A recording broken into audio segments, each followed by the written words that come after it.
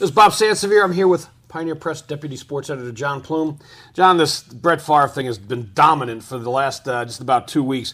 I still, no matter all this stuff coming out, I still have no doubt that he'll sign with the Vikings. What about you? I think it gets done somehow. I think the holdup in this whole thing is going to be is Favre willing to come to OTAs the end of the month? Is he willing to come to the mini camps?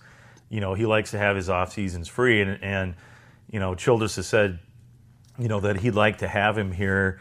And I think a big thing with the Jets last year, too, was that he wasn't involved in the OTAs and the mini camp, and it really hurt him during the regular season. I don't think he's going to come for any of that, and he's going to just delay it and say that he, the arm just wasn't right, but just before training camp, the arm will feel right and he'll sign. Here, I really do think the Vikings will demand that he's a part of team meetings, that they're going to want him integrated with the rest of the team, because they want to make a run to the Super Bowl, and the only way they think they can get there is with this guy at quarterback. Well, they're right, but they're going to have to make concessions to get him here because he's been in the league long enough where he has an arrogance that he believes he can make certain demands and get away with certain things. Sure. The other thing, if these stories are true that the Vikings got Xrays of Favre's torn bicep tendon, you'd have to figure that they've had their medical staff review it already.